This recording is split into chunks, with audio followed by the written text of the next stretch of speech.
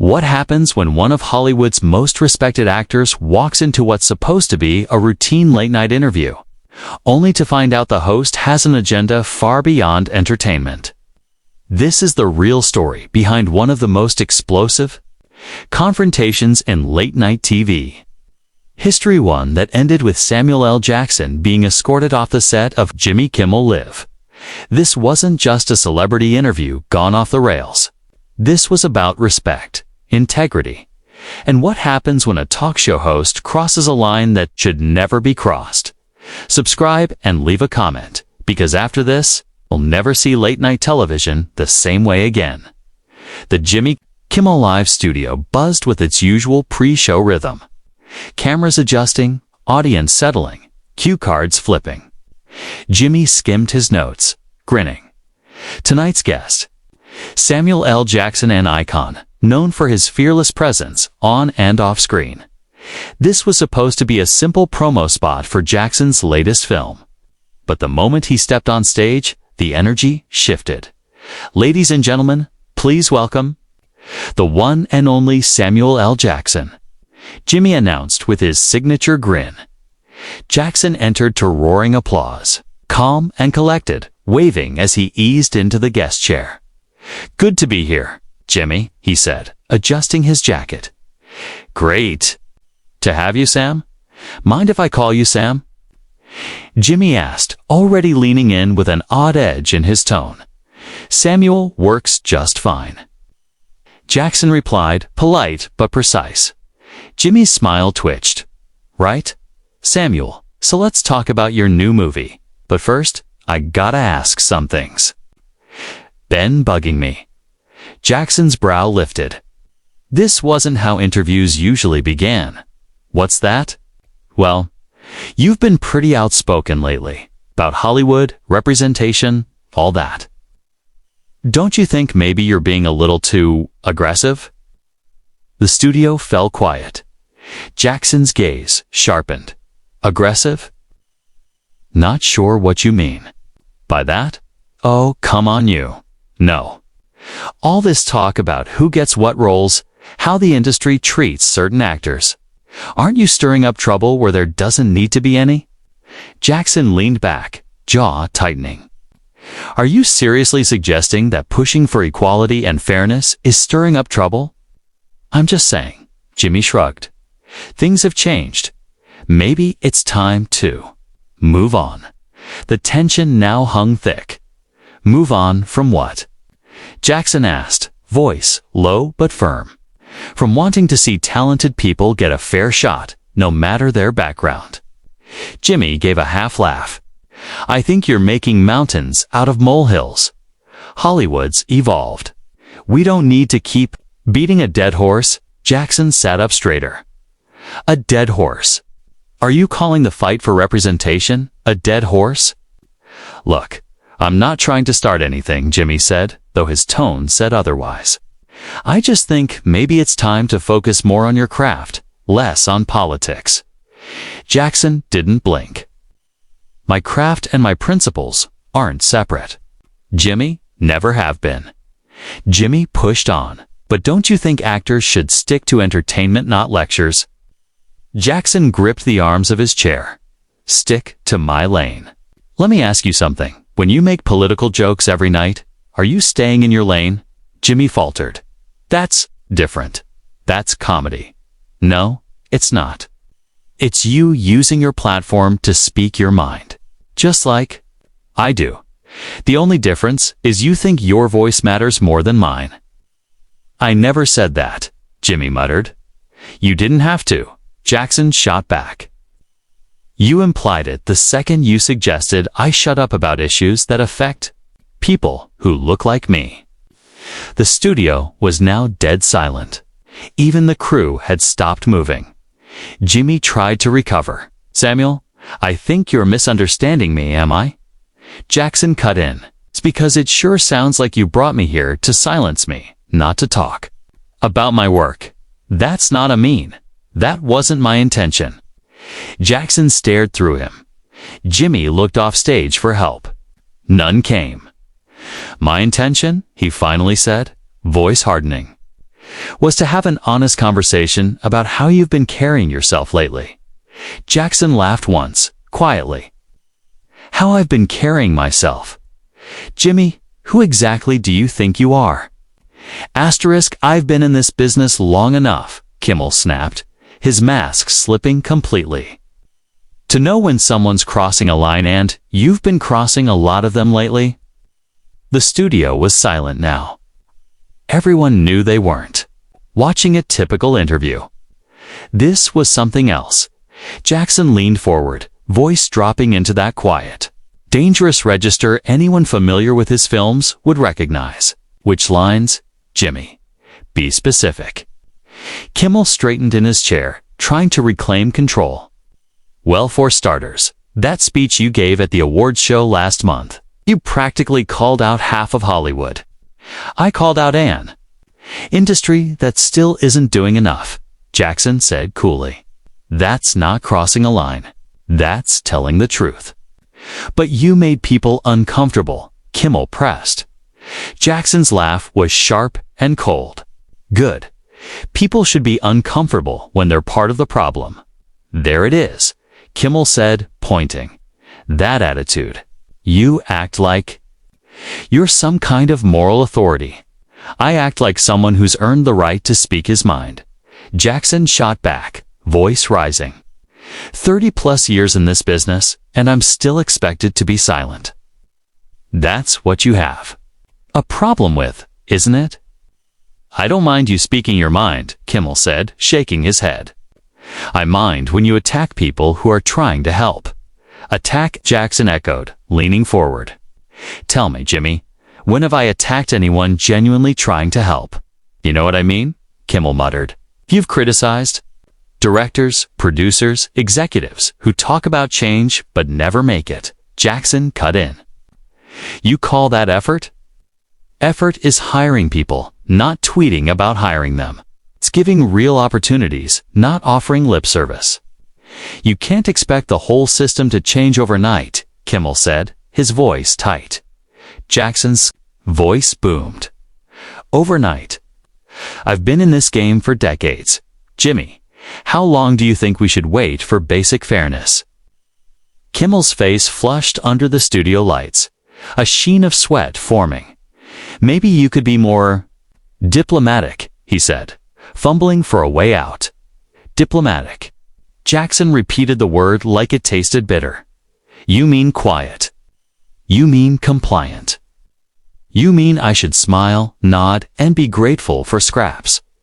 That what you want? That's not what I said. It's exactly what you said. Just don't have the guts to say it outright. Jackson's stare was cutting now. Let me ask you something. Jimmy, when's the last time you used your platform to call out inequality in this industry? Kimmel opened his mouth. Nothing came out. I support causes. That's not. What? I asked. Jackson leaned in closer. When's the last time you stood right here and said Hollywood has a race problem? Kimmel glanced away. I don't think that's really my place, but it's your place to tell me to stay quiet. The contradiction hung in the air like a loaded gun. Some in the audience shifted uncomfortably. Others whispered among themselves. The tension was suffocating. Kimmel tried a softer angle. Samuel, I brought you on because I thought we could have an honest man-to-man conversation. Man to man. Jackson said, his voice now icy. Oh, God. You ambushed me. Told me we were here to talk about my film. Instead, you sit me down and try to dress me down like I'm a problem that needs fixing. I didn't say you were a problem. You didn't have to. From the moment I sat down, it's been condescending. You asked to call me Sam. I told you, Samuel. Then you go straight into questioning my integrity, my right to speak up. Kimmel was unraveling. His usual calm had cracked wide open. I think you're being oversensitive. The words hung for half a second before Crack Jackson's hand slammed down on the armrest. Oversensitive. His voice thundered.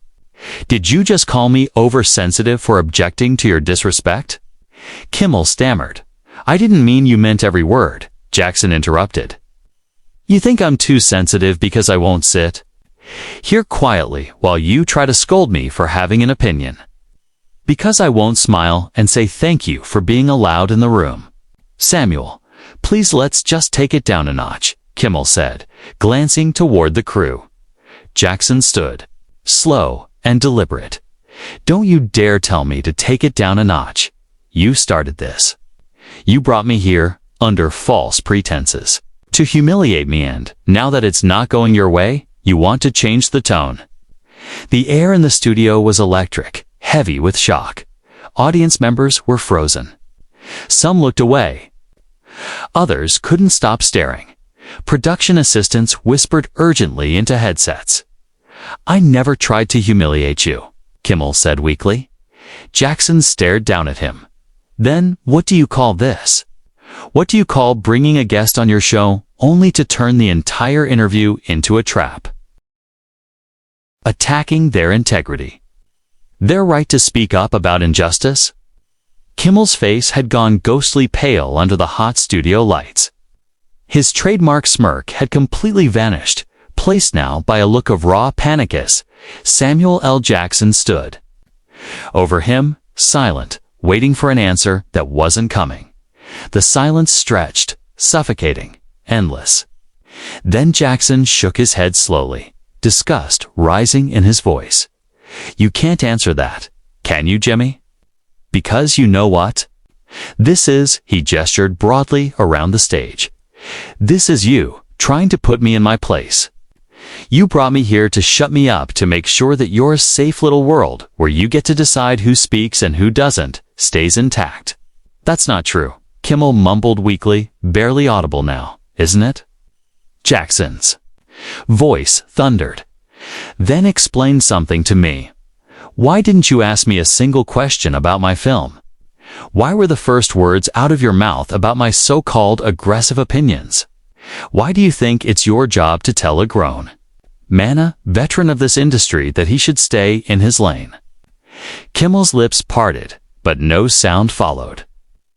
He was frozen. The cameras were still rolling. Every moment was being captured, every second of his unraveling. And Jackson wasn't done.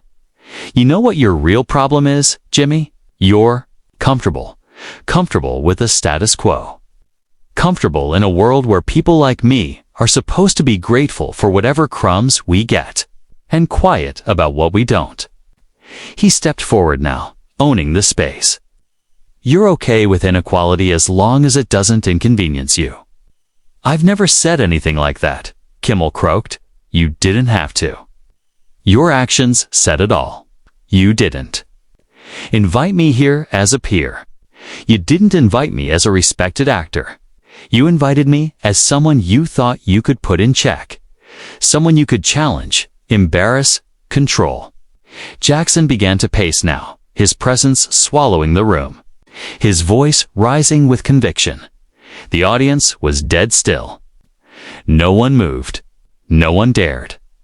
Let me tell you something about respect, Jimmy. Respect isn't about shaking someone's hand when the cameras are on and mocking their principles when they're not. It's not performative. It's not conditional. It's not something you hand out to those who entertain you and take away when they start challenging you. Kimmel tried to interrupt. Samuel, I do respect you. I've always respected your work. Jackson spun to face him. My work? You respect my work, but not my voice, not my experience, not my right to speak on issues that affect me and people who look like me. He stepped even closer now. That's not respect, Jimmy. That's performance. That's you saying, stay in your box. Be entertaining. Don't challenge me. At the edge of the stage, producers hovered, visibly panicked but too afraid to intervene. You want to know what conditional respect looks like, Jackson continued. It looks like what you did tonight. It looks like inviting me on this show under false pretenses, then trying to turn me into your punching bag thinking I'd sit here and take it. The air crackled. Well, guess what, Jimmy? I don't have a box. I don't belong in one. I've got a career, a platform, and a voice, and I will use all three as I damn well please. I never meant to. Kimmel started again. Jackson cut him off with a wave of his hand. Don't insult my intelligence with backpedaling and half-hearted apologies. We both know what this was. This was a setup. From the moment I walked out here, you were trying to provoke me, humiliate me, diminish me in front of your audience. The room was frozen. Some audience members looked deeply uncomfortable. Others were glued to the moment, fully aware they were witnessing something historic. But here's where you messed up, Jimmy. You thought I'd play along. You thought I'd laugh, deflect, maybe roll my eyes, but stay in the script. He stepped even closer now, towering over Kimmel's desk. You could have had a real conversation tonight. One between equals. You could have asked about my craft, my growth, the films I've poured myself into, the changes I've fought to see in this industry. But you didn't want a conversation. You wanted control. You wanted a viral moment. You wanted a soundbite that made you look bold. Kimmel's hands trembled now, his cue cards limp in his lap. Samuel, please, What? Jackson snapped. Pretend this didn't happen. Pretend you didn't just spend 20 minutes trying to tear me down for using my voice. Can we go back to the part where you asked me about my favorite co-star while pretending? You didn't just try to belittle me on national TV. He gave a bitter laugh. No, Jimmy, we're not going back. You made your choice when you brought me on here, not as a guest, but as a target. Asterisk Jackson firmly. To Kimmel, you made your choice the moment you decided my voice was too loud, my opinions too strong, my presence too threatening for your comfortable little world. Kimmel panicked. I made a mistake. I can admit that T made a mistake. Jackson coldly, no, Jimmy, you didn't just make a mistake. You made a calculated decision to try and silence a voice you didn't like. Your real mistake was underestimating who you were dealing with, Jackson. Straightened his jacket, eyes locking onto the main camera. Jackson, to the audience, let me be absolutely clear. This is what happens when you speak up about inequality. This is what happens when you refuse to be quiet about injustice. This is what happens when you use your platform to defend those who don't have one. He turned back to Kimmel, who was now visibly sweating. Jackson steadily, men like Jimmy will try to shame you into silence. They'll say you're too aggressive, too political, too difficult. They'll tell you to be grateful for what little you've been given on, to stop asking for what you deserve. But here's what they don't. Equality is not a favor. Justice is not a handout. These are rights, and rights are fought for, not begged for. The studio was electric. Crew members stood frozen. Producers whispered frantically behind the scenes. Jackson raising his voice slightly, and when you fight for your rights, when you stand tall, there will always be someone like Jimmy trying to shut you down, trying to make you feel like you're the problem, like you should back down, like you should stop making waves. Beat well, I've been making waves my entire career, and I'm not about to stop now. I've spoken truth to power for decades, and I won't be intimidated by some late-night host who thinks respect is something he gets to ration out. He stepped closer to Kimmel. Not aggressive, just absolute. Jackson, you brought me here thinking you could make an example of me. Show your audience that even Samuel L. Jackson could be put in his place with enough pressure. You were wrong, Jimmy. Dead wrong. The only example made tonight is you, showing the world exactly who you are beneath that friendly host persona. A man whose respect is conditional, whose tolerance has limits, and who values his own comfort more than another person's dignity. At the edge of the stage, security appeared hesitant, unsure. Jackson, noticing them, grim smile, and there it is, the final move. When you can't win the argument, can't justify your actions, you call security. You try to remove the problem, instead of facing it. He turned toward the guards. Jackson calmly, I know you're just doing your jobs. But let me be clear, I'm not a threat, not to anyone. I'm not violent. I'm just a man who refuses to be disrespected. Live. On national television, he turned back to Kimmel one last time. Jackson, quietly devastating tonight, has been educational. Jimmy, you've reminded me that this industry still has people who treat professionals like misbehaving children, who think having a platform gives them the right to silence others. But most of all, you've shown everyone watching what happens when someone refuses to back down, and yes, there are consequences. Sometimes, those consequences involve pulling the curtain back and showing the whole damn world who you really are. Jackson turned and began walking off the stage. The security guards didn't touch him. They didn't need to. He wasn't being removed. He was leaving on his own terms at the edge of the stage. He stopped and looked back one final time. Jackson to the camera, to everyone watching. Remember this moment.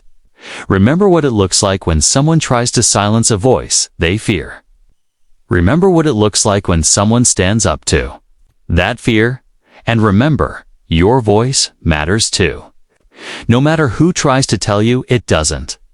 With that, Samuel L. Jackson exited the stage, leaving behind a stunned audience, a shaken host, and a moment that would echo through the industry for years. The cameras kept rolling. Kimmel sat in silence, face flushed, unable to say a word. The man who built a career with jokes, banter, and punchlines was rendered speechless by one man's unwavering truth.